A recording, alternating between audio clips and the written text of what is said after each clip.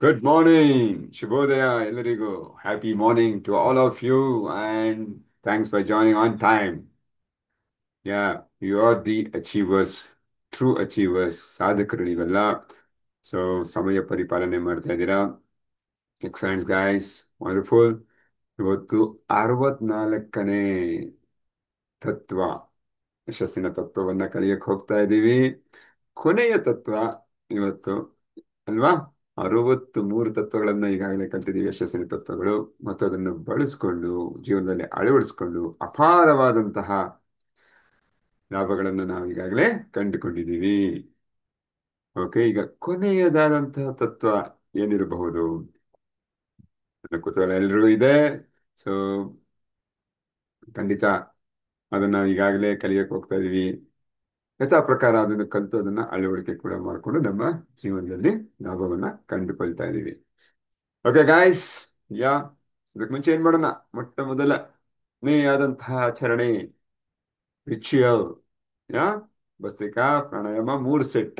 Ready steady, 1 2 3 ಗೋ.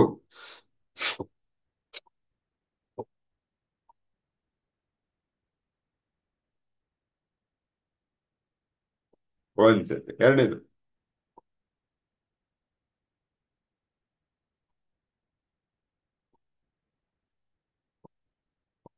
2 set, ಮೂರನೇದು,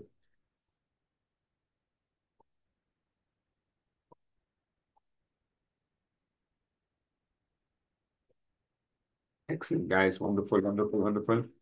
ಯಾ ನಮ್ಮ testosterone hormone level ನಾವು ಜಾಸ್ತಿ ಮಾಡ್ಕೊಂಡಿದ್ದೀವಿ. ಅದರ ನಮ್ಮ ಫೋಕಸ್ ಹೆಚ್ಚಾಗಿದೆ ಅಲ್ವಾ?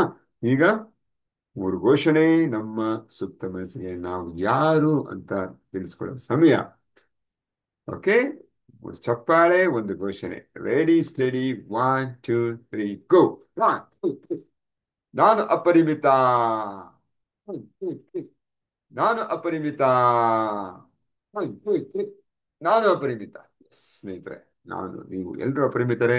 ನಮ್ಮಲ್ಲಿರುವಂತಹ ಒಳಗಡೆ ಅಡಗಿರುವಂತಹ ಅಪಾರವಾದ ಸಾಮರ್ಥ್ಯವನ್ನು ನಾವು ಹೆಕ್ಕಿ ತೆಗೆದು ಅದರ ಸಹಾಯದಿಂದ ನಮ್ಮ ಜೀವನದಲ್ಲಿ ನಮಗೆ ಬೇಕಾದ ರಂಗಗಳಲ್ಲಿ ಗುರಿಗಳನ್ನ ಸಾಧಿಸಕ್ಕೆ ಹೊರಟಿರುವಂತಹ ಸಾಧಕರು.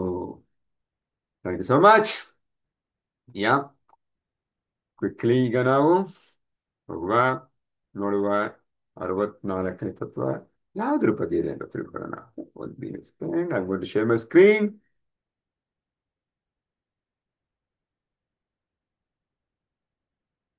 Yeah, hope my screen is visible to all of you. Screen ಕಾಣ್ತಾ ಇದೆ ಅಂತ ಭಾವಿಸ್ತೀನಿ.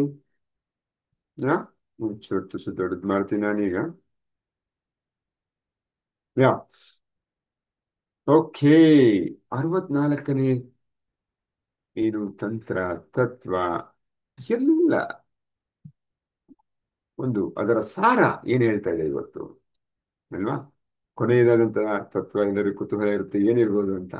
ಅದು ಹೇಳೋದು ಒಂದೇ ಒಂದು ಪದ, ತುಂಬಾ ಸಿಂಪಲ್ ಆಗಿರೋಂಥ ಪದ ಸ್ನೇಹಿತರೆ. ಯಾ ಏನದು? Empower your self by empowering others. ಎಷ್ಟು ಅದ್ಭುತವಾಗಿದೆ ಅಲ್ಲ? ಇತರರಿಗೆ, ಯಾ ನಿಮ್ಮನ್ನು ನೀವು ನಿಮ್ಮನ್ನು ನೀವು ಎಂಪವರ್ ಮಾಡೋದು. ಎಂಪವರ್ ಮಾಡೋದು ಅಂದ್ರೆ ಏನು? ಸಬಲರನ್ನಾಗಿ ಮಾಡ್ಕೊಳ್ಳುವಂಥದ್ದು. ಸಬಲರನ್ನಾಗಿ ಅಂದ್ರೆ ಯಾವುದೇ ಒಬ್ಬರ ಆಧಾರ ಇಲ್ಲದೆ ನನ್ನ ಕಾಲ ಮೇಲೆ ನಾನು ನಿಂತ್ಕೊಂತೀನಲ್ವಾ? ಯಾವುದೇ ಒಬ್ಬರ ಮೇಲೆ, ಯಾರೊಬ್ಬರ ಸಹಾಯ ಇಲ್ಲದೆ, ಆಧಾರ ಇಲ್ಲದೆ ನನ್ನ ಕಾಲ ಮೇಲೆ ನಾನು ನಿಂತ್ಕೊಂಡು ನನ್ನ ಕೆಲಸ ಕಾರ್ಯಗಳನ್ನು ಮಾಡುವಷ್ಟು ನಾನು ಸಾಮರ್ಥ್ಯ ಉಳ್ಳವನಾಗಿದ್ದರೆ ಹೇಗಿರುತ್ತೆ, ಅಲ್ವಾ?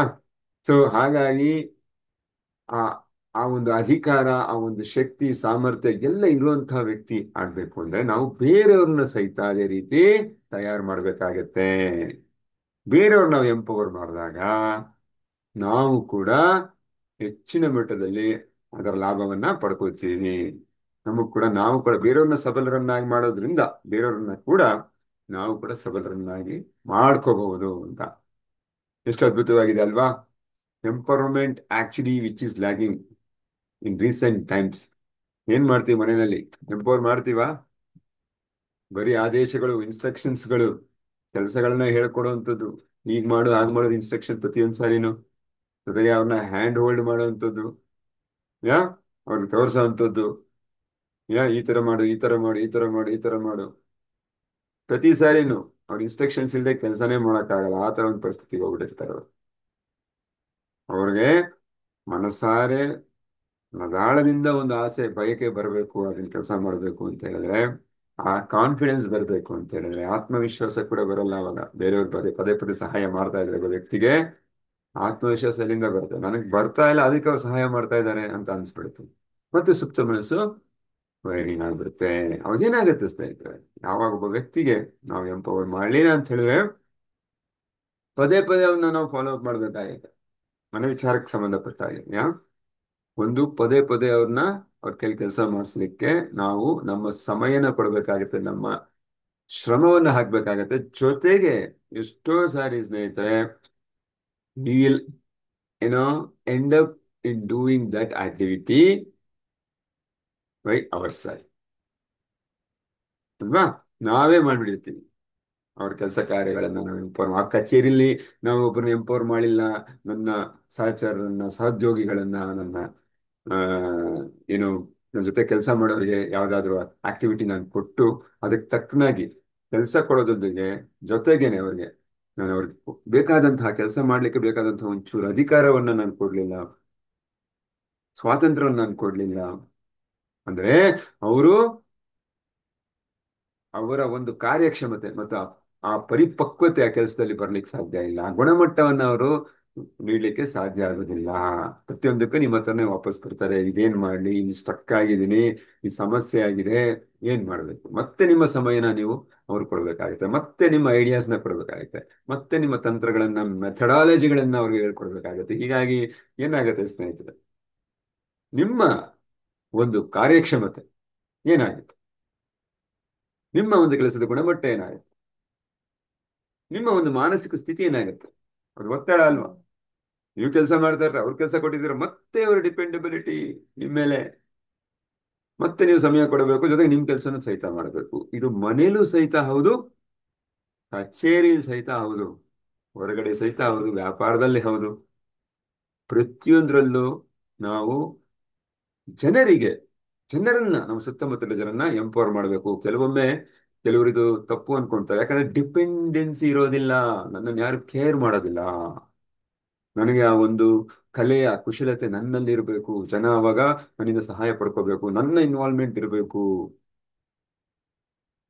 ನನ್ನ ಭಾಗವಹಿಸುವಿಕೆ ಇರಬೇಕು, ಜನ ನನ್ನ ನಿರ್ಲಕ್ಷ್ಯ ಮಾಡಬಾರ್ದು. ಈ ತರ ತಪ್ಪು ಕಲ್ಪನೆಯಲ್ಲಿ ಒಳಗೊಂಡು ಎಷ್ಟೊಂದು ಜನ ಇವತ್ತಿಗೆ ನಾವು ನೋಡ್ತೀವಿ, ಕಚೇರಿಲಲ್ಲಾಗ್ಲಿ ಹೊರಗಡೆ ಸಮಾಜದಲ್ಲಾಗ್ಲಿ, ತಮ್ಮಲ್ಲಿರುವ ಕಲೆಯನ್ನ, ಸ್ಕಿಲ್ಸ್ನ ಬೇರೆಯವ್ರಿಗೆ ಧಾರೆ ಎರೆದು ಕೊಡೋದಿರ್ಲಿ, ಹೇಳ್ಕೊಡೋದೇ ಇಲ್ಲ, ಹೇಳ್ಕೊಡೋದೇ ಇಲ್ಲ. ಯಾ ನನ್ಗೂ ಒಂದು ಅನುಭವ ಇದೆ. ಆ, ಮೊಟ್ಟ ಮೊದಲಿಗೆ ನಾವು ಸಪ್ಲೈ ಚೈನ್ ಫೀಲ್ಡ್ ಅಲ್ಲಿ ಕೆಲಸ ಮಾಡುವಾಗ ಎಕ್ಸಿಕ್ಯೂಟಿವ್ ಆಗಿ ಜಾಯ್ನ್ ಆದಾಗ ಒಬ್ಬ ವ್ಯಕ್ತಿ ಇರ್ತಾ ಇದ್ರು. ಅವರು ನಮ್ಗೆಲ್ಲ ಸೂಪರ್ವೈಸರ್ ಆಗ್ತಾ ಇದ್ರು. ಅವರು ಕಂಪ್ಯೂಟರ್ ಅಲ್ಲಿ ಏನ್ ಮಾಡ್ತಾ ಇದ್ದಾರೆ ಅಂತ ತೋರಿಸೋದೇ ಇಲ್ಲ, ಬಂದ್ರೆ ನಿಲ್ಲಿಸ್ಬಿಡ್ತಾರೆ, ಹೇಳ್ಕೊಡೋದೇ ಇಲ್ಲ. ಏನ್ ಮಾಡ್ಬೇಕು ನಾವು ಮಾಡ್ತೀವಿ ಅಂದ್ರೆ ಕೇಳೋದಿಲ್ಲ ಫಸ್ಟ್ ಆಫ್ ಆಲ್. ಮತ್ತೆ ಕೇಳೋದಿರ್ಲಿ, ನಾವು ನಿಂತ್ಕೊಂಡು ಎಲ್ಲಿ ನೋಡಿ ಕಲ್ತ್ಕೊಂಡ್ಬಿಡ್ತೀವಿ ಅಂತ ಮಾಡೋದೇ ಇಲ್ಲ ಕೆಲಸನ. ಯಾ ಈ ತರ ವ್ಯಕ್ತಿಗಳು. ಬಟ್ ಸ್ನೇಹಿತರು, ನಿಮ್ಗೊಂದು ವಿಷಯ ಗೊತ್ತಾ? ಆ ವ್ಯಕ್ತಿ 17-20 ವರ್ಷದ ಹಿಂದೆ ಹೇಗಿದ್ರೋ ಇವಾಗ್ಲೂ ಅದೇ ಸ್ಥಾನದಲ್ಲಿ, ಅಂದ್ರೆ ಹೆಚ್ಚು ಅಂದ್ರೆ ಒಂದು ಸ್ಥಾನ ಮೇಲೆ ಹೋಗಿದ್ದಾರೆ, ಒಂದು ಸ್ಥಾನ ಮೇಲೆ ಹೋಗಿದ್ದಾರೆ. ಓಕೆ, ಅಪಾರವಾದ ನೋವಿದೆ ಅವರಿಗೆ, ಸ್ಟ್ರೆಸ್ ಇದೆ. ಯಾ ಕಂಪನಿ ಅವರು ಲಾಯಲ್ ವರ್ಕರ್ ಅಂತ ಹೇಳಿ ಇಟ್ಕೊಂಡಿದ್ದೆ ವಿನಃ ಅವರಿಂದ ಯಾವುದೇ ಇನೋವೇಷನ್ ಇಲ್ಲ, ಯಾವುದೇ ಒಂದು ಕ್ರಿಯೇಟಿವಿಟಿ ಇಲ್ಲ. ಅವ್ರಿಗೊಂದೇ ಗೊತ್ತಿರೋದು, ನಾನು ಸರ್ವೈವ್ ಆಗ್ಬೇಕು ಅಂದ್ರೆ ನನ್ನಲ್ಲಿರುವ ಕಲೆನ ಬೇರೆಯವ್ರಿಗೆ ಹೇಳ್ಕೊಡ್ಬಾರ್ದು, ಕಂಪನಿ ನನ್ನ ಮೇಲೆ ಡಿಪೆಂಡ್ ಆಗ್ಬೇಕು ಇರಬೇಕು ಅಂತ. ಬಟ್ ಅದೆಲ್ಲ ಆಗುವಂತ ಕೆಲಸ ವಿಚಾರಗಳೆಲ್ಲ ತಪ್ಪು ಕಲ್ಪನೆ ಆಗಿದೆ ಸ್ನೇಹಿತರೆ. ಅದೇ ರೀತಿ ಮನೆಯಲ್ಲೂ ಸಹಿತ ನಾವು ಅನ್ಕೊಂತೀವಿ, ಯಾ ನಾವು ಆ ಏನು ಹ್ಮ್ ಮಕ್ಕಳಿಗಾಗ್ಲಿ ಮತ್ತೊಬ್ಬರಿಗಾಗ್ಲಿ ತಂದೆಯಾಗಿ ಅಥವಾ ತಾಯಿಯಾಗಿ ನಾನೇ ಅದನ್ನ ಕೊಡಬೇಕು, ಪ್ರೀತಿ ನಾನೇ ಕೊಡಬೇಕು, ಇನ್ಸ್ಟ್ರಕ್ಷನ್ ನಾನೇ ಕೊಡಬೇಕು, ಮಾರ್ಗದರ್ಶನ ನಾನೇ ನೀಡಬೇಕು. ಇಲ್ಲ ಸ್ನೇಹಿತರೆ, ಅದನ್ನ ನಾವು ಹೆಚ್ಚಿನಾದ ಒತ್ತಡವನ್ನ ನಾವು ನಿರ್ಮಾಣ ಮಾಡ್ಕೊಳ್ತಾ ಇದ್ದೀವಿ ಇವತ್ತಿಗೆ. ನಮಗೆ ನಾವೇ ನೋ, ನಾವು ಎಂಪವರ್ ಮಾಡ್ಬೇಕು ಜನರಿಗೆ, ಅವರನ್ನ ಸಬಲರನ್ನಾಗಿ ಮಾಡಿಸ್ಬೇಕು, ಅವ್ರ ಅವಕಾಶಗಳನ್ನ ಕೊಡ್ತಾ ಇರಬೇಕು ಕಲೀಲಿಕ್ಕೆ. ಗಂಡ ಹೆಂಡತಿ, ಹೆಂಡತಿ ಗಂಡ, ಮಕ್ಕಳು, ಯಾ ನಮ್ಮ ರಿಲೇಟಿವ್ಸು, ಎಲ್ಲರನ್ನೂ ನಾವು ನಂಬಬೇಕು. ಏನಪ್ಪ ಸರಿಯಾಗಿ ಮಾಡಲ್ಲ, ಪರ್ಫೆಕ್ಟ್ ಆಗಿ ಮಾಡಲ್ಲ, ನಾನ್ ತರ ನಾವು ಮಾಡಲ್ಲ, ಆಮೇಲೆ ನಾನು ಮತ್ತೆ ಮಾಡ್ಬೇಕಾಗುತ್ತೆ ಕೂತ್ಕೊಂಡು ಪ್ರತಿಯೊಂದು ಕೆಲಸನ ಅಂತ, ಅಲ್ವಾ? ಅದೊಂದು ನೆಪ. ನಿಜ. ಬಟ್ ಎಂಪವರ್ಮೆಂಟ್ ಅಂದ್ರೆ ಏನು? ಬರೀ ಎಂಪವರೇ ಇದು ಮಾಡ್ಬಿಡು, ನಾನು ಮುಗಿಸ್ಬಿಡು, ನನ್ಗೆ ಅಪ್ಡೇಟ್ ಮಾಡು, ನೀನ್ ನಾನು ನಂಬ್ತೀನಿ, ನಿನ್ನಲ್ಲಿ ಟ್ಯಾಲೆಂಟ್ ಇದೆ ಅಂತ ಹೇಳಿ ಹೊಗಳಿ ಅಟ್ಟಕ್ಕೆ ಏರಿಸ್ಬಿಡೋದಲ್ಲ. ಬದಲಿಗೆ ಸ್ನೇಹಿತರೆ, ಅವ್ರಿಗೆ ಬೇಕಾದಂತಹ ಟ್ರೈನಿಂಗ್ ನ ತರಬೇತಿಯನ್ನು ಫಸ್ಟ್ ಕೊಡಬೇಕು, ಹೇಳಬೇಕು ಯಾವ ರೀತಿ ಮಾಡಬೇಕು ಅಂತ. ಅದ್ ವಿವರವಾಗಿ ಹೇಳಿ, ಮಾಡಿ ತೋರಿಸಿ, ಅವ್ರ ಕಡೆಯಿಂದ ಒಂದ್ಸಾರಿ ಮಾಡಿಸಿ, ಅದನ್ನ ನಾವು ವ್ಯಾಲಿಡೇಟ್ ಮಾಡಿ, ನೀನ್ ಮಾಡ್ತೀಯಾ ಅಂತ ನಮಗ್ ಕಾನ್ಫಿಡೆನ್ಸ್ ಬಂದಾಗ ನಾವು ಅವರಿಗೆ ಎಂಪವರ್ ಮಾಡ್ಬೇಕಾಗತ್ತೆ. ಕೆಲವೊಂದು ವಿಚಾರಗಳೇ ಎಷ್ಟೊಂದು ಜನ ಅದು ಮಾಡೋದಿಲ್ಲ. ಮಾಡ್ಲಿಲ್ಲ ನೀನು, ಯಾಕೆ ಮಾಡ್ಲಿಲ್ಲ, ನನ್ನ ಟ್ರೈನಿಂಗ್ ಸರಿ ಇದೆಯಾ ನಾವು ಚೆಕ್ ಮಾಡ್ಕೊಳ್ಳಲ್ಲ, ಮತ್ತೆ ಅವ್ರಿಗೆ ನಿಮ್ಗೆ ಅರ್ಹತೆ ಇಲ್ಲ, ಅಥವಾ ನಮ್ಮ ಮನ್ಸಲ್ಲಿ ಅನ್ಕೊಂಡ್ಬಿಡೋದು ಅವ್ರ ಕೈಲಿ ಆಗ್ತಾ ಇಲ್ಲ, ಯಾ ಅವ್ರ ಕೈಲಿ ಮಾಡೋಕ್ಕಾಗಲ್ಲ, ನನ್ನ ಒಂದು ಸಹಾಯ ಬೇಕೇ ಬೇಕಾಗತ್ತೆ ಅಂತ. So is a vast subject, but very very needed subject topic ನಾನು ಹೇಳ್ಬೋದು ಇವತ್ತಿಗೆ. ಹಾಗಾಗಿ ಸ್ನೇಹಿತರೆ, if your actions create a legacy, ನಾವು ಎಂಪವರ್ಮೆಂಟ್ ಮಾಡಿ ಏನೇನು ಲಾಭ ಅಂತ ತಿಳ್ಕೊತೀವಿ. If your actions create a legacy that inspires others to dream more, learn more, do more and to become more, then you are an excellent leader ಅಂತ ಹೇಳ್ತಾರೆ. ಅಂದ್ರೆ ಸ್ನೇಹಿತರೆ, ನಿಮ್ಮ ಆಕ್ಷನ್ಸ್ಗಳು, ನಿಮ್ಮ ಚಟುವಟಿಕೆಗಳು, ಕ್ರಿಯೆಗಳು, ಕ್ರಮಗಳು ಏನಾದರೂ ಇರುತ್ತಲ್ಲ, ನೀವೇನ್ ಮಾಡ್ತಾ ಇರ್ತೀರಾ, ಅದು ಒಂದು ಒಂದು ಪರಂಪರೆಯನ್ನು ಸೃಷ್ಟಿಸ್ಬಿಡ್ತಾ ಇದೆ. ಹೇಗೆ ಅದು ಆ ಪರಂಪರೆ ಏನು ಸೃಷ್ಟಿ, ಬೇರೆಯವ್ರನ್ನ ಇನ್ಸ್ಪೈರ್ ಮಾಡೋದು, ಸ್ಫೂರ್ತಿ ಕೊಡುವಂಥದ್ದು, ಅವ್ರಿಗೆ ಬೇರೆಯವ್ರ ಕನಸುಗಳನ್ನ ಅವರು ಕೂಡ ಕಾಣಕ್ಕೆ ಶುರು ಮಾಡೋ ತರ ಸ್ಫೂರ್ತಿ ನೀಡುವಂಥದ್ದು, ಅವ್ರಿಗೆ ಕಲಿಯಕ್ಕೆ ಸ್ಫೂರ್ತಿ ನೀಡುವಂಥದ್ದು, ಅವ್ರು ಹೆಚ್ಚಿನ ಮಟ್ಟದಲ್ಲಿ ಮಾಡೋದು, ಇವಾಗ ಏನ್ ಮಾಡ್ತಾ ಇದೆ ಅದಕ್ಕಿಂತ ಹೆಚ್ಚಿನ ಮಟ್ಟದಲ್ಲಿ ಮಾಡೋ ತರ ಅವರಿಗೆ ಸ್ಫೂರ್ತಿ ನೀಡುವಂಥದ್ದು, ಪ್ರೇರಣೆ ನೀಡುವಂಥದ್ದು. ಆದ್ರೆ ಆಗ್ತಾ ಇದ್ರೆ ಅದರ್ಥ ನೀವೊಬ್ರು ಅತ್ಯುನ್ನತ ಮಟ್ಟದ ಲೀಡರ್, ನಾಯಕರಾಗಿದ್ದೀರಾ ಅಂತ ಅರ್ಥ. ಯಾವಾಗ ನಮ್ಮ ನಮ್ಮ ಆಕ್ಷನ್ಸ್ ನಮ್ಮನ್ನು ನೋಡಿ ಕಲಿತಾ ಇರ್ತಾರೆ, ಜನ ನಮ್ಮ ಫಾಲೋ ಮಾಡ್ತಾ ಇರ್ತಾರಲ್ವಾ, ಹಾಗಾಗಿ ಅವ್ರಿಗೇನು ಹೇಳೋದೇ ಬೇಡ, ನಾನು ಮಾಡೋ ಆಕ್ಷನ್ಸ್ ಅವ್ರಿಗೆ ಸ್ಫೂರ್ತಿ ನೀಡ್ಬಿಟ್ಟಿದೆ. ಹೆಚ್ಚು ಪುಸ್ತಕ ಓದಬೇಕು, ಹೆಚ್ಚು ಒಳ್ಳೆ ಮಾತಾಡಬೇಕು, ಹೆಚ್ಚು ಬೇರೆಯವ್ರಿಗೆ ಸಹಾಯ ಮಾಡಬೇಕು, ಹೆಚ್ಚಿನ ಮಟ್ಟದ ನಾನು ಕೆಲಸ ಮಾಡ್ತಾ ಇದ್ದೀನಿ, ಅದರಲ್ಲಿ ಕಾರ್ಯಕ್ಷಮತೆ ಹೆಚ್ಚಿದೆ ಅಂತೆಲ್ಲ, ಗುಣಮಟ್ಟ ಹೆಚ್ಚಿದೆ ಅಂತ ಏನಾದ್ರು ಆಗ್ತಿದ್ರೆ, ಇದು ಸುತ್ತಮುತ್ತಲವರು ನಿಮ್ಮನ್ನ ನೋಡಿ ಕಲಿತಾ ಇದ್ರೆ ನೀವೊಬ್ರು ಅತ್ಯುತ್ತಮ leader. What does it mean by that? ನೀವು ಯಾರಿಗೂ ಹೇಳ್ತಾ ಇಲ್ಲ ಹೀಗ್ ಮಾಡಿ ಹಾಗ್ ಮಾಡಿ, ಇನ್ಸ್ಟ್ರಕ್ಷನ್ಸ್ ಕೊಡ್ತಾ ಇಲ್ಲ, ಬಟ್ ನಿಮ್ಮ ಕೆಲಸ ಕಾರ್ಯ ಅವರಿಗೆ ಪ್ರೇರಣೆ ನೀಡಿ ಅದು ಮಾಡಬೇಕಾಗಿರೋ ಕೆಲಸವನ್ನು ಮಾಡ್ತಾ ಇದೆ, ಜನರಿಗೆ ಅದರಿಂದ ಲಾಭ ಆಗ್ತಿದೆ ಅಂದ್ರೆ ಅತ್ಯುತ್ತಮ ಲೀಡರ್ ಆಗಿರ್ತೀರ. ಓಕೆ ಸ್ನೇಹಿತರೆ, ಸೊ ಏನ್ ಮಾಡ್ಬೇಕು ಇದನ್ನ? ಈ ಜ್ಞಾನ ನೀವು ಸಂಪಾದಿಸಿದ್ದೀರಾ, ಮತ್ತೊಮ್ಮೆ ನೀವು ನೀವು ಇದನ್ನ ಪುನರಾವರ್ತನೆ ಮಾಡ್ಕೋಬೇಕು. ಯಾಕಂದ್ರೆ ಇದು ಒಂದು ಸಾರಿ ಜ್ಞಾನ ನಮ್ಮನ್ನು ಒಂದು ದಿನ ಕೇಳಿ ಅಥವಾ ಒಂದು ವಿಡಿಯೋ ನೋಡಿ ಅಳವಡಿಸ್ಕೊಂಡಿದ್ದೀನಿ ಅಂತಂದ್ರೆ, ಇಮ್ಯಾಜಿನ್ ಸ್ನೇಹಿತರೆ, ಎಷ್ಟು ಅದ್ಭುತವಾಗಿರುತ್ತೆ. ನಾವು ಮತ್ತೊಮ್ಮೆ ನೋಡಿ ಅದನ್ನ ಆಳವಾದ ಅಧ್ಯಯನ ಮಾಡಿ ತಿಳ್ಕೊಂಡು ಅದ್ರ ಜ್ಞಾನನ, yeah it's it's little bit impossible ಅಂತ ಹೇಳ್ಬೋದು. ಪ್ರತಿದಿನ ಒಂದೊಂದು ತತ್ವಗಳನ್ನ ನಾನು ಅಳವಡಿಸ್ಕೊಳ್ತೀನಿ ಅಂದ್ರೆ ಅದು ಅಷ್ಟು ನಿಜ ಅಲ್ಲ, ಬಟ್ ನೀವು ಆ ಪ್ರಯತ್ನ ಮಾಡಿದ್ದೀರಾ. ಅದಕ್ಕೆ ನಿಮ್ಮ ಬಗ್ಗೆ ನನಗೆ ಪ್ರಶಂಸೆ ಮಾಡ್ಲಿಕ್ಕೆ ಇಷ್ಟಪಡ್ತೀನಿ, ಮೆಚ್ಚುಗೆ ವ್ಯಕ್ತಪಡಿಸಕ್ಕೆ ಇಷ್ಟಪಡ್ತೀನಿ. ಆ ಒಂದು ಪ್ರಯತ್ನ ನೀವು ಮಾಡಿ, ಚಾಲೆಂಜ್ ಅಂತ ಇದೆ, ಸವಾಲುಗಳು, ಅದನ್ನ ತಗೊಂಡಿದ್ದೀರಾ. ದಟ್ ಇಸ್ ನಿಯರ್ಲಿ ಇಂಪಾಸಿಬಲ್ ಕೆಲಸ, ಆದ್ರೂ ಮಾಡಿದ್ರೆ ಅದ್ರಲ್ಲಿ ಲಾಭ ಪಡ್ಕೊಂಡಿದ್ರೆ ಮತ್ತೊಮ್ಮೆ ನೀವು ಇದನ್ನ 64 ಕಲೆಗಳನ್ನ, ತತ್ವಗಳನ್ನ ಕಲಿತ್ರೆ ಹೇಗಿದೆ ಅಲ್ವಾ? ಭಯಂಕರ, ತುಂಬಾ ಅದ್ಭುತವಾದಂತಹ ಸಣ್ಣ ಸಕಾರಾತ್ಮಕ ಬದಲಾವಣೆಗಳು ನಿಮ್ಮಲ್ಲಿ ಆಗ್ತಾ ಇರುತ್ತೆ. ಇದನ್ನ ಏನ್ ಮಾಡಬಹುದು ನೀವು? ಇದನ್ನ ನಿಮ್ಗೆ ಪ್ರೀತಿ ಪಾತ್ರರಿಗೆ ಯಾರಿಗಾದ್ರೂ ಉಡುಗೊರೆಯಾಗಿ, ನೋಡಪ್ಪ ಈ ಈ ಈ ಈ ತತ್ವಗಳನ್ನ ಕಲ್ತ್ಕೋ ಅಂತ ಅವ್ರಿಗೆ ನೀವು ರೆಫರ್ ಮಾಡ್ಬೋದು, ಹೇಳ್ಬೋದು, ಅಥವಾ ವಿಡಿಯೋಗಳನ್ನ ಅವ್ರಿಗೆ ಶೇರ್ ಮಾಡ್ಬೋದು. ಅವರಿಗಿರುವಂತಹ ಸೀಮಿತ ನಂಬಿಕೆಗಳನ್ನ ತೆಗೆದ್ರೆ ಹೇಗಿರುತ್ತೆ? ಇವಾಗ ಮನೆಯಲ್ಲಿ ನಮ್ಮ ಫ್ಯಾಮಿಲಿನಲ್ಲೇ ಇರ್ತಾರೆ, ನಮ್ಗವ್ರಿಗೂ ಹೊಂದಾಣಿಕೆ ಆಗ್ತಲ್ಲ, ನಾವೊಂದ್ ಕಡೆ ಹೋಗ್ತಾ ಇರ್ತೀವಿ, ಅವ್ರೊಂದ್ ಕಡೆ ಹೋಗ್ತಾ ಇರ್ತೀವಿ, ನಮ್ಗೆ ಗೊತ್ತಾಗ್ತಾ ಇರುತ್ತೆ ಅದು. ಅವ್ರಿಗೆ ಹೇಳ್ತಾ ಇರ್ತೀವಿ ನಾವು, ಇಲ್ಲ ಈ ರೀತಿ ಸಕಾರಾತ್ಮಕವಾಗಿ ಯೋಚನೆ ಮಾಡಬೇಕು, ನಾವು 100% ರೆಸ್ಪಾನ್ಸಿಬಿಲಿಟಿ ತಗೋಬೇಕು, ಜೀವನದಲ್ಲಿ ಗುರಿ ಇಟ್ಕೋಬೇಕು, ಧ್ಯೇಯ ಇಟ್ಕೋಬೇಕು, ನಾವು ಸೌಹಾರ್ದತವಾಗಿ ಹೋಗ್ಬೇಕು ಪರಸ್ಪರ ಅಂತೆಲ್ಲ ಹೇಳ್ತೀವಿ. ಬಟ್ ಅವ್ರಿಗೆ ಅರ್ಥ ಆಗಲ್ಲ ಸ್ನೇಹಿತರೆ, ಯಾಕಂದ್ರೆ ಅವ್ರದೇ ಬೇರೆ ವ್ಯಕ್ತಿತ್ವ, ಅವ್ರದೇ ಬೇರೆ ಹಿನ್ನೆಲೆ.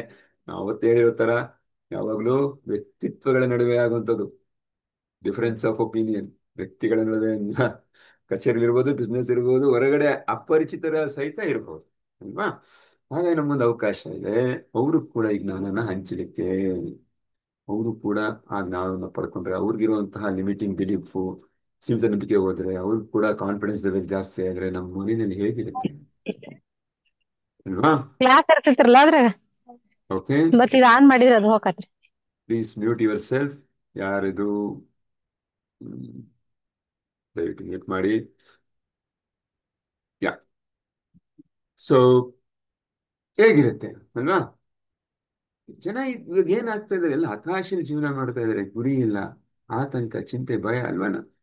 ನಾವು ಈಗ 64 ದಿನಗಳ ಮುಂಚೆ ಹೇಗಿದ್ವಿ, ಈಗ ಬದಲಾವಣೆ ಆಗಿಲ್ವಾ. ಹಾಗೆ ನಾವು ಈ ಒಂದು ಪಾತಲ್ಲಿ ಬರಕ್ ಮುಂಚೆ ಹೇಗಿದ್ವಿ ನಾವು, ಒಂದು ವರ್ಷದಿಂದನೋ 2 ವರ್ಷದಿಂದನೋ 5 ವರ್ಷದಿಂದನೋ ವಾಟ್ ಎವರ್ ಹೇಗಿದ್ವಿ, ಹೇಗೆ ಬದಲಾವಣೆ ಆಗಿದೆ. ಹಾಗೆ ಜನರಿಗೆ ಆ ಜ್ಞಾನ ಇಲ್ಲ, ಆ ದೃಷ್ಟ ಇಲ್ಲ ಅಲ್ವಾ. ಆದ್ರಿಂದ ಅವರಲ್ಲೇ ಆ ಪವರ್ ಇದೆ, ಆ ಸಾಮರ್ಥ್ಯ ಇದೆ ಅಂತ ನಾವು ಇವಾಗ ಏನ್ ತಿಳ್ಕೊಂಡಿದೀವಿ, ಪ್ರತಿದಿನ ಅದನ್ನ ನೋಡ್ತಾ ನೋಡ್ತಾ ನಮ್ಮ ಸುತ್ತ ಮನಸ್ಸನ್ನ ನಾವು ರಿವೈರ್ ಮಾಡಿದ್ರೆ, ಅವ್ರಿಗೂ ಕೂಡ ಅದರ ಒಂದು ಅವಕಾಶ ಸಿಗಬೇಕು. ಅವರು ಕೂಡ ಅವ್ರ ಕನಸಿನ ಜೀವನವನ್ನ ಅವರು ಅವರು ಆ ಜೀವಿಸ್ಬೇಕು ಅಲ್ವಾ. ಯಾಕಂದ್ರೆ ಪ್ರತಿಯೊಬ್ಬರೂ ಇಲ್ಲಿ ಬದುಕೋಕೆ, ಸಾರ್ಥಕ ಜೀವನವನ್ನು ಮಾಡ್ಲಿಕ್ಕೆ, ಅರ್ಥಪೂರ್ಣ ಜೀವನ ಮಾಡ್ಲಿಕ್ಕೆ ಇಲ್ಲಿ ಹುಟ್ಟಿರುವಂಥದ್ದು. ಹಾಗಾಗಿ ಪ್ರತಿಯೊಬ್ಬರಿಗೂ ಆ ಒಂದು ಅರ್ಹತೆ ಇದೆ. ಯಾವುದು, ಅವರಲ್ಲಿರುವ ಶಕ್ತಿ ಸಾಮರ್ಥ್ಯನ ಕಂಡುಕೊಂಡು ಅದರ ಸಹಾಯದಿಂದ ಅವರು ಸಾರ್ಥಕ ಜೀವನವನ್ನ, ಗುರಿಗಳನ್ನ ಸಾಧಿಸಿ ನಡೆಸುವಂಥದ್ದು. ಓಕೆ, ಆದ್ದರಿಂದ ಈ ತತ್ವಗಳನ್ನು ನಾವು ಮನೆಯವ್ರಿಗೆ ಸಹಿತ, ಹೊರಗಡೆಯವ್ರ ಸಹಿತ, ಯಾರು ಸಹಿತ ನಾವು ಕಲೀಲಿಕ್ಕೆ ಅವಕಾಶ ಏನೇನು ಸಾಧ್ಯ ಆಗುತ್ತೆ ನಮ್ಮ ಕೈಯಲ್ಲಿ ಅದನ್ನು ಮಾಡಬೇಕು ಅಲ್ವಾ. ಎಲ್ಲರೂ 100% ರೆಸ್ಪಾನ್ಸಿಬಿಲಿಟಿ ತಗೊಂಡ್ರೆ ಹೇಗಿರುತ್ತೆ, ಬೇರೆಯವ್ರು ಬ್ಲೇಮ್ ಮಾಡೋದು, ದೂಷಣೆ ಮಾಡೋದು, ನಿನ್ನಿಂದ ಆಯ್ತು ನನಗೆ ಆ ಒಂದು ಆ ಬಿಸ್ನೆಸ್ ಸಿಗ್ಲಿಲ್ಲ, ಆ ಒಂದು ನೆಮ್ಮದಿ ನನಗೆ ಸಿಕ್ಕಿಲ್ಲ, ಪ್ರತಿದಿನ ನಿನ್ನಿಂದ, ಅವರಿಂದ, ಇವರಿಂದ, ಈ ಸರ್ಕಾರದಿಂದ, ರೋಡ್ ಸರಿ ಇಲ್ಲ, ನನಗೆ ಆಕ್ಸಿಡೆಂಟ್ ಆಯ್ತು, ಪ್ರಾಬ್ಲಮ್ ಬಂತು, ಯಾ ಆಫೀಸಲ್ಲಿ ಮ್ಯಾನೇಜರ್ ಸರಿ ಇಲ್ಲ, ಹೆಂಡತಿ ಸರಿ ಇಲ್ಲ, ಗಂಡ ಸರಿ ಇಲ್ಲ, ನೆಮ್ಮದಿ ಕೊಡಲ್ಲ, ಮಕ್ಕಳು ಮಾತು ಕೇಳಲ್ಲ, ಪ್ರತಿಯೊಂದು ಈ ತರ ಜೀವನ ಏನ್ ನಡೆಸ್ತಾ ಇದ್ದಾರೆ, ಹೇಗಿರುತ್ತೆ ಆ ವಾತಾವರಣ. ಅದ್ರ ಬದಲು 100% ರೆಸ್ಪಾನ್ಸಿಬಿಲಿಟಿ ನಂದು, ನನ್ನ ರೆಸ್ಪಾನ್ಸಿಬಿಲಿಟಿ, ನನ್ನ ಮನೆಯಲ್ಲಿ ನನ್ನ ಮಕ್ಕಳು ಚೆನ್ನಾಗಿ ಓದ್ತಾ ಇಲ್ವಾ, ನನ್ನ ರೆಸ್ಪಾನ್ಸಿಬಿಲಿಟಿ ಅಂತ ಯೋಚನೆ ಮಾಡಿದ್ರೆ ನಾವು ಆಕ್ಷನ್ ಬೇರೆ ಆಗುತ್ತೆ. ಇಲ್ಲಾಂದ್ರೆ ನೀನ್ ಓದಿಸ್ತಾ ಇಲ್ಲ, ನೀನ್ ಅವ್ರ ಕಡೆ ಗಮನ ಕೊಡ್ತಾ ಇಲ್ಲ ಅಂತ ಗಂಡ ಹೆಂಡತಿ ತಗೊಳ, ಸರಿಯಾದ ಬುದ್ಧಿ ಕಲಿಸ್ತಾ ಇಲ್ಲ, ನನ್ನ ಪಾತ್ರ ಏನು ಅಂತ ಅನ್ಕೊಂಡಾಗ ಮಾತ್ರ ಸ್ನೇಹಿತರೆ ಅಲ್ಲಿ ಬದಲಾವಣೆ ಆಗುವಂಥದ್ದು. ನಾವು 100% ರೆಸ್ಪಾನ್ಸಿಬಿಲಿಟಿ ತಗೊಂಡ್ರೆ ಮಕ್ಕಳು ನೋಡಿ ಕಲಿತಾರೆ. ಹೌದು, ನಮ್ದು ಒಂದು ರೆಸ್ಪಾನ್ಸಿಬಿಲಿಟಿ ಇದೆ, ನಾವು ದೂಷಣೆ ಮಾಡಬಾರ್ದು, ಬ್ಲೇಮ್ ಮಾಡ್ಬಾರ್ದು, ನನ್ನ ಪಾತ್ರ ಎಷ್ಟಿದೆ, 1% ಇದೆಯಾ 100ರಲ್ಲಿ, ಓಕೆ ಅದನ್ನ ನಾನು ಕರೆಕ್ಷನ್ ಮಾಡ್ಕೋತೀನಿ ಅಂದಾಗ ಅವ್ರ ಫೋಕಸ್ ಎಲ್ಲೋಗುತ್ತೆ, ಬೇರೆಯವ್ರಿಂದ ಇಲ್ಲಿಗೆ ಬರುತ್ತೆ. ಡೆವಲಪ್ ಆಗ್ಬೇಕಾದ್ರೆ ನನಗೆ ಲಾಭ ಸಿಗ್ಬೇಕು, ನಾನು ಆ ಗುರಿನ ಮುಟ್ಟಬೇಕು, ನಾನು ಆ ಕನಸನ್ನ ನನಸು ಮಾಡ್ಕೋಬೇಕು ಅಂದ್ರೆ ಫೋಕಸ್ ನನ್ನ ಕಡೆ ಬರಬೇಕು. ಸುತ್ತಮುತ್ತ ಇರೋರ್ ಕಡೆ ಇದ್ರೆ ಸಾಯೋ ಗಂಟೆ ಇರುತ್ತೆ ಸ್ನೇಹಿತರೆ. ಇವತ್ತಿಗೂ ಹಿಂದೆ ಎಷ್ಟು ಕೋಟ್ಯಾಂತರ ಜನ, ಬಿಲಿಯನ್ ಗಟ್ಲೆ ಇದೇ ರೀತಿ ಜೀವನವನ್ನು ಮಾಡಿ ಕೊನೆಗೆ ತಮ್ಮ ಜೀವನದ ಪ್ರಯಾಣನ ಮುಗಿಸಿದ್ದಾರೆ. ಇವತ್ತಿಗೂ ಎಷ್ಟೊಂದು ಜನ ಮಾಡ್ತಾ ಇದ್ದಾರೆ, ಕೋಟ್ಯಾಂತರ ಜನ. ನಾವು ಅವರಲ್ಲಿ ಒಬ್ಬರಲ್ಲ, ನಾವು ಡಿಫ್ರೆಂಟ್. ನಾವು ಬೇಕಾದಂತಹ ಎಲ್ಲವನ್ನ ಸಾಧಿಸ್ತೀವಿ, ಯಶಸ್ವಿ ವ್ಯಕ್ತಿಗಳ ಸಾಲಿನಲ್ಲಿದ್ದೀವಿ.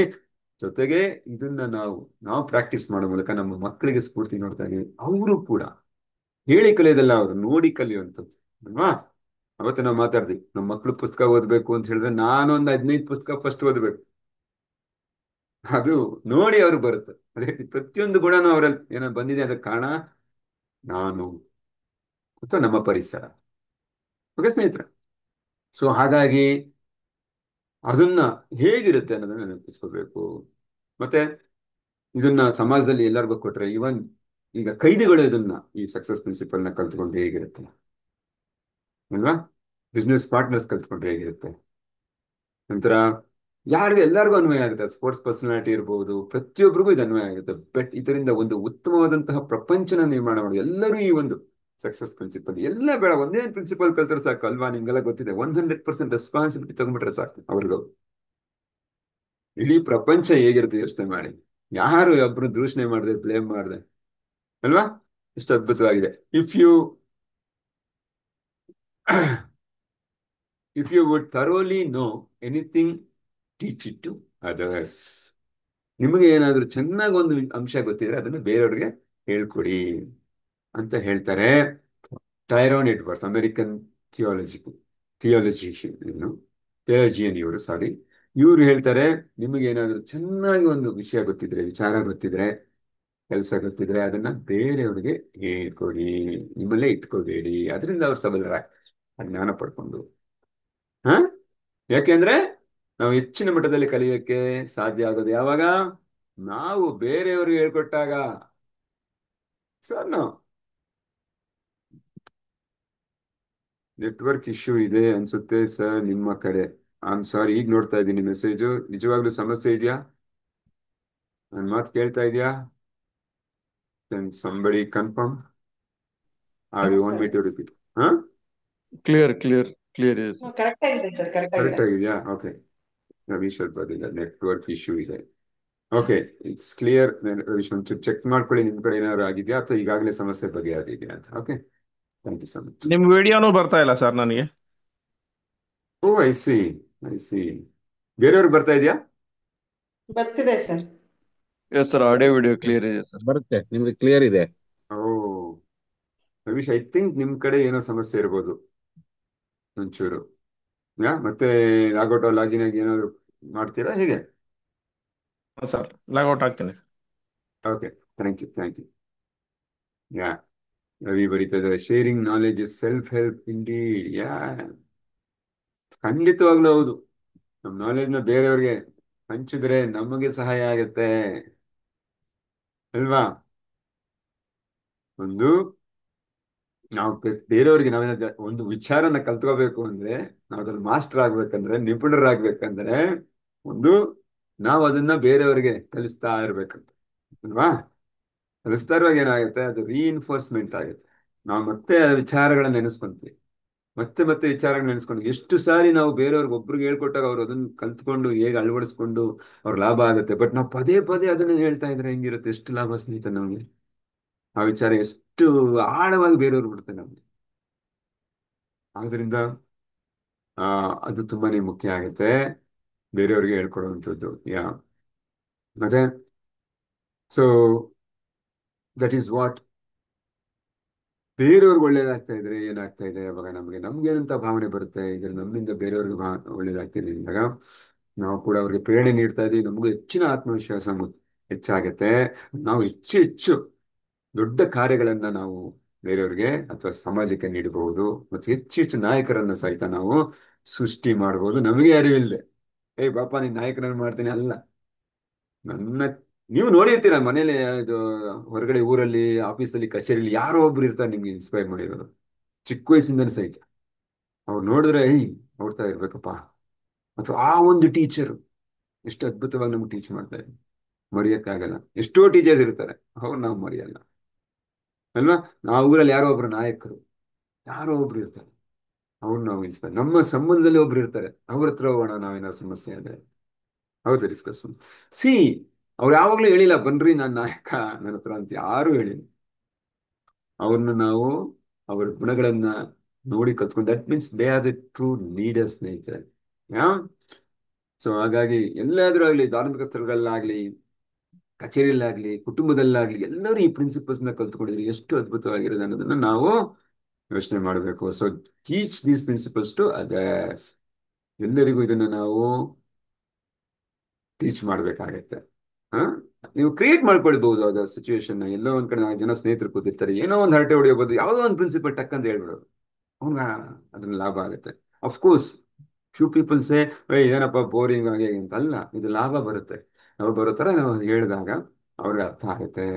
ವಿಚಾರ ಮಾಡಿ, ಆ ಥರ ಸ್ನೇಹಿತರ ಒಂದು ಏನು ಪರಿಸರ ಪ್ರತಿದಿನ ಹರಟೆ ಹೊಡೆಯಕ್ಕೆ ಉಪಯೋಗಿಸ್ತಾ ಇರೋದು, ಬೇರೆ ರಾಜಕೀಯ ಬಗ್ಗೆ ಮಾತಾಡುವಂಥದ್ದು, ಬೇರೆ ದೂಷಣೆ ಮಾಡೋದು ಬಿಟ್ಟು ಈ ಥರ ವಿಚಾರಗಳನ್ನ ಡಿಸ್ಕಸ್ ಮಾಡಿದ್ರೆ ಹೆಂಗಿರುತ್ತೆ ಸ್ನೇಹಿತರೆ?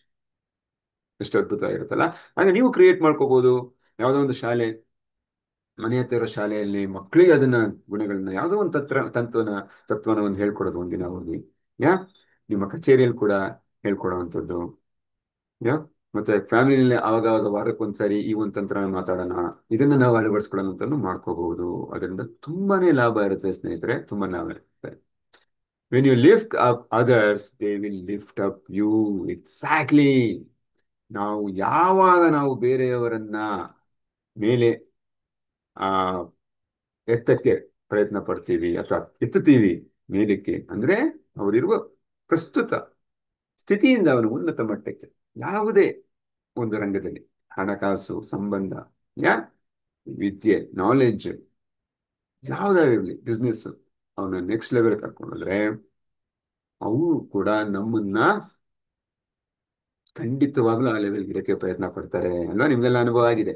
ಜ್ಞಾನವೆಂಬುದು ಅನರ್ಘ್ಯ ರತ್ನ, ಜ್ಞಾನದ ಬಲದಿಂದ ಅಜ್ಞಾನ ಕಳೆಯಬಹುದು.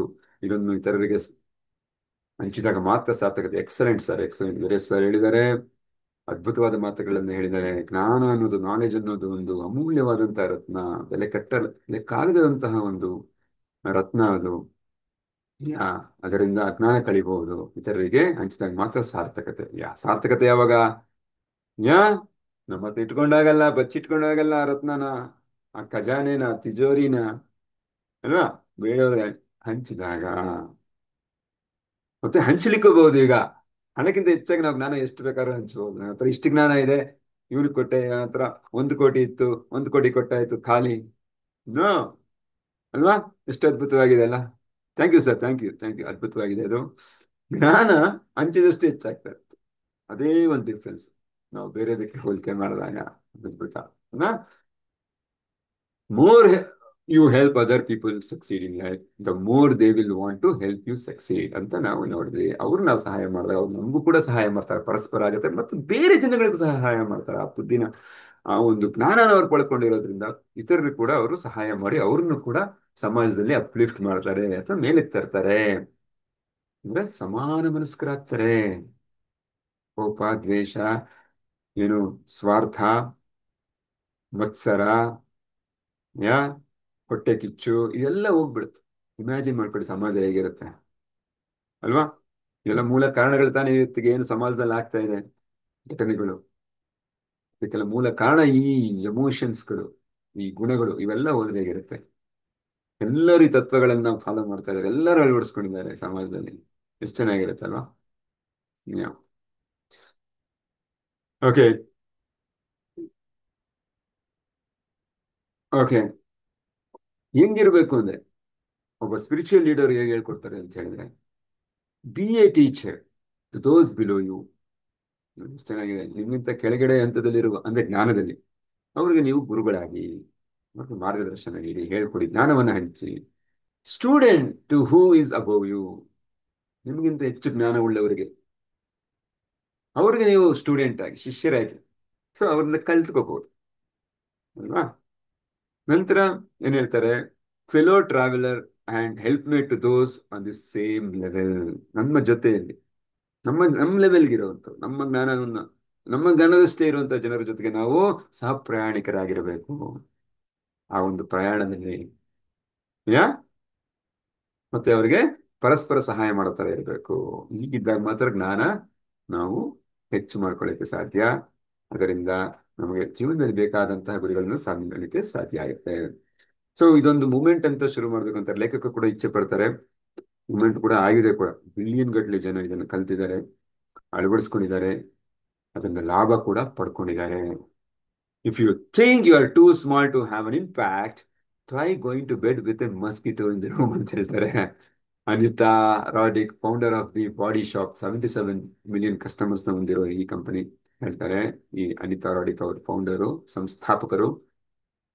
ನಿಮ್ಗೇನಾದ್ರು ಈ ಕಾಂಟ್ರಿಬ್ಯೂಟ್ ಮಾಡಕ್ಕೆ, ಈ ಕೊಡುಗೆ ನೀಡಕ್ಕೆ ಸಮಾಜದಲ್ಲಿ, ಏನಪ್ಪ ವ್ಯವಸ್ಥೆ ಈ ತರ ಸೆಟ್ ಆಗ್ಬಿಟ್ಟಿದೆ, ನಾನೊಬ್ಬ ಏನ್ ಮಾಡೋದು? ಪ್ರವಾಹದ ವಿರುದ್ಧ ಈಜಲಿಕ್ಕೆ ಸಾಧ್ಯ ಇದೆಯಾ? ಇದೇ ಫಸ್ಟ್ ಕ್ವಶನ್ ಬರೋದು ನಮ್ಮ ತಲೆಯಲ್ಲಿ.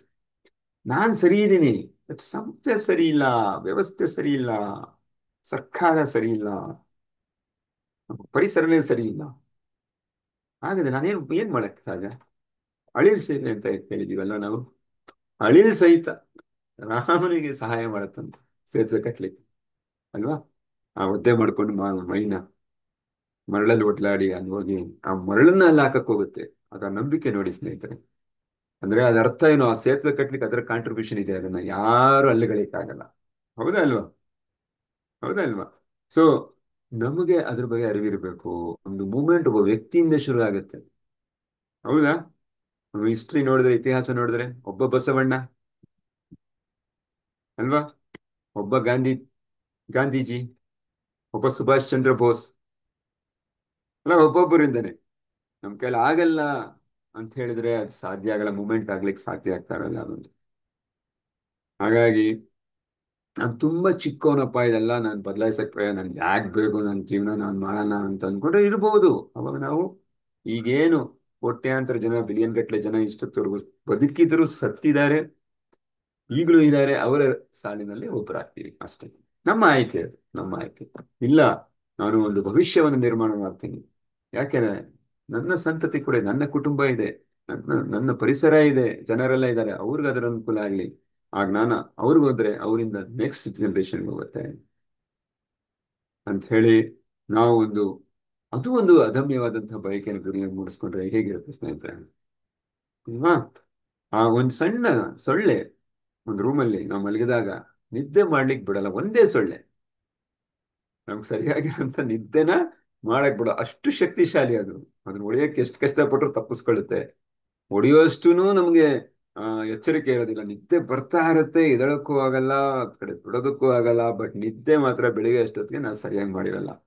ಅಷ್ಟು ಶಕ್ತಿ ಅದಕ್ಕೆ ಇರುತ್ತೆ. ಅಂದಮೇಲೆ ಅವ್ರು ಹೇಳ್ತಾರೆ, ನೀವು ತುಂಬಾ ಸಣ್ಣದವರು, ಇದನ್ನೇನಾದ್ರು ಕೊಡುಗೆ ನೀಡೋಕ್ಕೆ, ಸಮಾಜಕ್ಕೆ ಏನಾದ್ರು ಕಾಂಟ್ರಿಬ್ಯೂಟ್ ಮಾಡ್ಲಿಕ್ಕೆ ಅಂತ ದಯವಿಟ್ಟು ಇದನ್ನ ನೆನಪಿಸ್ಕೊಳ್ಳಿ.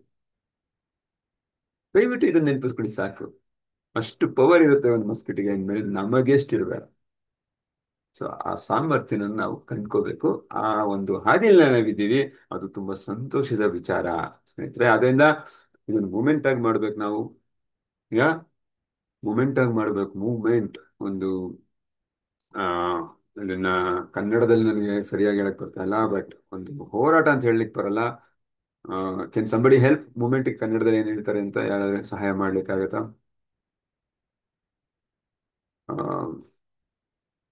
ಯಾ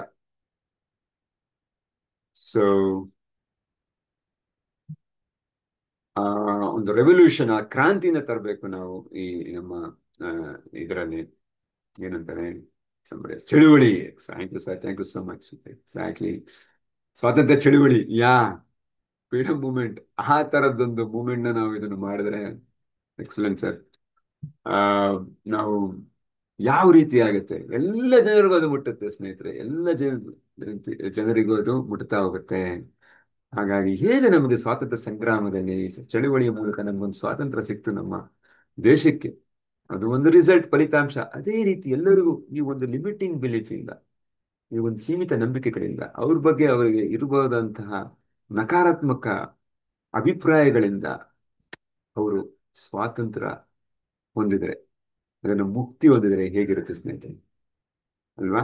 ನನ್ನ ಕೈಲಿ ಆಗಲ್ಲ, ನನ್ನ ಆತ್ಮವಿಶ್ವಾಸ ಇಲ್ಲ, ನಾನು ನೋಡಕ್ ಚೆನ್ನಾಗಿಲ್ಲ, ನನ್ನ ಕೈಲಿ ಆ ವಿದ್ಯೆ ಗೊತ್ತಿಲ್ಲ, ನನಗೆ ನನ್ ಮೇಲೆ ನನಗೇ ನಂಬಿಕೆ ಇಲ್ಲ, ಯಾ ನನಗೆ ದುಡ್ಡು ಸಿಗೋದಿಲ್ಲ ಎಷ್ಟೇ ಕಷ್ಟಪಟ್ರು, ನನಗೆ ಒಳ್ಳೆ ಕೆಲಸ ಸಿಗಲ್ಲ, ಪ್ರಮೋಷನ್ ಸಿಗಲ್ಲ, ನನಗೆ ಆ ಸಾಮರ್ಥ್ಯ ಖಂಡಿತ ಇಲ್ಲ, ಅರ್ಹತೆ ಇಲ್ವೇ ಇಲ್ಲ. ಇದೆಲ್ಲ ಲಿಮಿಟಿಂಗ್ ಬಿಲೀಫ್ನ ನಾವು ನಿವಾರಿಸ್ಕೊಂಡ್ಬಿಟ್ರೆ ನಮ್ಮ ಆಕ್ಷನ್ಸ್ ಆಗಿರುತ್ತೆ. ಈಗ ಲಿಮಿಟಿಂಗ್ ಬಿಲೀಫ್ ಜೊತೆ ಆಕ್ಷನ್ಸ್ ಅದೇ ರೀತಿ ಇರುತ್ತೆ, ಅದೇ ರೀತಿ ರಿಸಲ್ಟ್ ಬರ್ತಾ ಇದೆ. ವಿರುದ್ಧವಾಗಿ, ಆಪೋಸಿಟ್ ಆಗಿ ನಾವು ಎಲ್ಲವನ್ನ ಸಾಧಿಸ್ತೇನೆ, ಎಲ್ಲವನ್ನ ಮಾಡ್ತೇನೆ, ನನ್ನಲ್ಲಿ ಅಪಾರವಾದ ಸಾಮರ್ಥ್ಯ ಇದೆ ಅಂತ ನಂಬ್ಕೊಂಡಿದ್ರೆ ನಮ್ಮ ಕ್ರಿಯೆ ಹೇಗಿರುತ್ತೆ, ನಮ್ಮ ಆಕ್ಷನ್ ಹೇಗಿರುತ್ತೆ, ಕ್ರಮಗಳು ಹೇಗೆ ತಗೋತೀವಿ, ನಾವು ಹೆಂಗ್ ನೋಡ್ತೀವಿ ಜನರನ್ನ, ಒಡನಾಟ ಹೇಗಿರುತ್ತೆ, ಕುಟುಂಬದ ಜೊತೆ ಹೇಗೆ ವರ್ತಿಸ್ತೀವಿ ಅಲ್ವಾ? ಇಮ್ಯಾಜಿನ್ ಮಾಡ್ಕೊಳ್ಳಿ ಸ್ನೇಹಿತರೆ. ಸೊ ಹಾಗಾಗಿ ಇದೊಂದು ಮೂಮೆಂಟ್ ಮಾಡಬೇಕು ಅಂದ್ರೆ ನಿಮ್ಮಗಳ ಸಹಾಯನ ಬೇಕು. ಈ ಜ್ಞಾನವನ್ನ ಹೆಚ್ಚು ಹೆಚ್ಚು ಜನರಿಗೆ ಎಲ್ಲೆಲ್ಲಿ ಅವಕಾಶ ಸಿಗುತ್ತೆ ಅಲ್ಲಿ ನೀವು ಅದನ್ನ ಹಂಚ್ಕೊಳ್ತಾ ಹೋಗಿ ಅವರಿಗೆ ಸಬಲರನ್ನಾಗಿ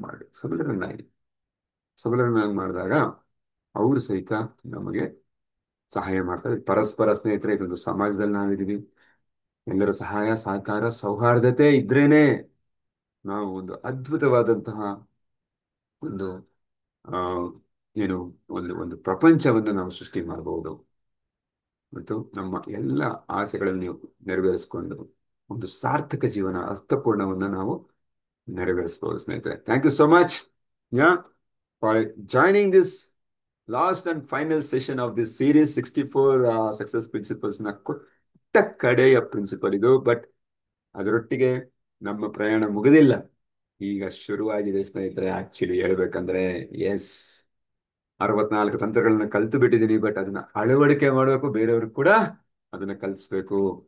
ಹೀಗಾಗಿ ದೊಡ್ಡ ಚಳುವಳಿಗೆ ನಾವು ನಾಂದಿ ಆಡ್ಬೇಕಾಗತ್ತೆ ಸ್ನೇಹಿತರೆ. ನಾವು ಕೂಡ ಅಪರಿಮಿತರಾದಂತಹ ಒಂದು ಶಕ್ತಿ ಸಾಮರ್ಥ್ಯ ಹೊಂದಿರುವಂತಹ ಸಾಧಕರಾಗಿದ್ದೀವಿ. Okay, believe in yourself and start doing this. ಏನು ಈ ಒಂದು ಚಾರಿಟಿ ಅಂತ ಆದ್ರೆ ಕರಿಬಹುದು, ಅಥವಾ ಗುಡ್ ವರ್ಕ್ ಅಂತ ಆದ್ರೆ ಕರಿಬಹುದು, and contribute to this noble cause, ಈ ಒಂದು ಒಳ್ಳೆಯ ಉದ್ದೇಶಕ್ಕೆ ದಯವಿಟ್ಟು ಕೊಡುಗೆನ ನೀಡಿ. Okay, thank you so much. ಈಗೇನು ಮಾಡುವ? ಯಾ ಈಗ ಫೋಟೋ, ಫೈನಲ್ ಫೋಟೋ 64 ಚಾಲೆಂಜಸ್ ಎಲ್ಲರೂ ಬರಬೇಕಾಗಿ ನಾನು ಕೇಳ್ತೀನಿ. ಎಲ್ಲರೂ ಕ್ಯಾಮ್ರಾ ಮೇಲೆ ಬನ್ನಿ. ಯೋಧರ ಘೋಷಣೆ ತುಂಬಾನೇ ಮುಖ್ಯ. ಇದು ಪಾಸಿಟಿವ್ ಅಫರ್ಮೇಷನ್. ಇದು ಓಕೆ, ನಮ್ಮ ಸುತ್ತ ಮನಸ್ಸನ್ನ ರಿವೈವ್ ಮಾಡಕ್ಕೆ ಸಹಾಯ ಮಾಡುವಂಥದ್ದು. Ready steady. ನೀವು you have to repeat after me. ಪದೇ ಪದೇ ಹೇಳ್ತಿದ್ದೀನಿ, ಇದನ್ನ ಹೇಳ್ಕೊಂಡ್ರೆ ಮಾತ್ರ ಲಾಭ. ಜೋರಾಗಿ ಹೇಳ್ಕೋಬೇಕು, ನಮ್ಮ ಸುತ್ತ ಮನಸ್ಸಿಗೆ ರೀಚ್ ಆಗ್ಬೇಕಿದು. ಓಕೆ, ರೆಡಿ ಸ್ಟಡಿ 1 2 3 ಗೋ. ನಾನು ಒಬ್ಬ ಯೋಧ, ಭಯದ ನಡುವೆ ನಾನು ಕ್ರಮ ಕೈಗೊಳ್ಳುತ್ತೇನೆ. ಓಕೆ, ಈಗೇನು ನೆಕ್ಸ್ಟ್ 3 ಘೋಷಣೆ. ಅಪರಿಮಿತರು ಅಂತ ಮತ್ತೊಮ್ಮೆ ನಮ್ಮದು ಸುತ್ತ ಮನಸ್ಸಿಗಳ ಸಮಯ. 3 ಚಪ್ಪಾಳೆ, 1 ಘೋಷಣೆ. ರೆಡಿ ಸ್ಟಡಿ 1 2 3 ಗೋ. 1 2 3. ನಾನು ಅಪರಿಮಿತ. 1 2 3. ನಾನು ಅಪರಿಮಿತ. 1 2 3. ನಾನು ಅಪರಿಮಿತ. ಎಸ್ ಸ್ನೇಹಿತರೆ, ನೀವು ಎಲ್ಲರೂ ಅಪರಿಮಿತರೆ. ಅಪರಿಮಿತವಾದ ಸಾಮರ್ಥ್ಯನ ಬಳಸ್ಕೊಂಡು ಹೆಕ್ಕಿ ತೆಗೆದು ಬಳಸಿ, ಅದರಿಂದ ನಮ್ಮ ಜೀವನದ ಗುರಿಗಳನ್ನ ನಾವು ಸಾಧಿಸ್ತಾ ಇದ್ದೀವಿ. Thank you so much. ಆನಂದಿಸಿ ಕುಳ್ಕೊಳ್ಳಿ ಮತ್ತು ಬೆನ್ನು ಸ್ಥಿರವಾಗಿರಲಿ. ಕಣ್ಣುಗಳನ್ನು ಮುಚ್ಚಿ ನಿಮ್ಮ ಗಮನ ಉಸಿರಾಟದ ಮೇಲಿರಲಿ. ಈಗ ನಾವು ಆ ಓಮ ಮೆಡಿಟೇಷನ್ ಮಾಡ್ತಾ ಇದ್ವಿ. ನೀವು ಉಸಿರಾಟದ ಮೇಲೆ ಗಮನ ಇರಲಿ. ಅದು ನಿಧಾನವಾಗಿಯೂ ದೀರ್ಘವಾಗಿಯೂ ಆಗುತ್ತಿರುವುದನ್ನು ಗಮನಿಸಿ.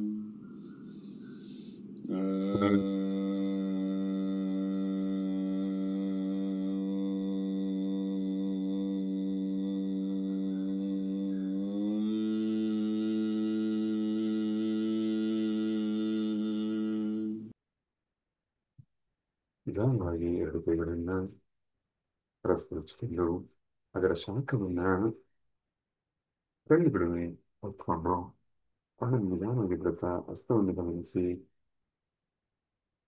ಗಾಳಿಯನ್ನು ಹೊರಗಡೆ ಬನ್ನಿ.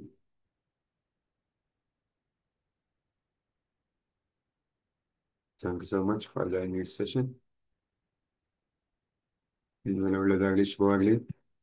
ನೀವು ಅಂದ್ಕೊಂಡಿರೋ ಒಂದು ಗುರಿಯತ್ತ ಹೋಗ್ಬೇಕಾಗಿರುವಂತಹ ಬೇಕಾದ ಶಕ್ತಿ ಸಾಮರ್ಥ್ಯ ಆಲ್ರೆಡಿ ನಿಮ್ಮಲ್ಲಿದೆ. ಇನ್ನು 10 ಹೆಜ್ಜೆ ಹಿಂದೆ ನೀವು ಹೊತ್ತು ಕ್ರಮಿಸ್ತೀರ ಅಂತ ನನಗೆ ಭರವಸೆ ಇದೆ.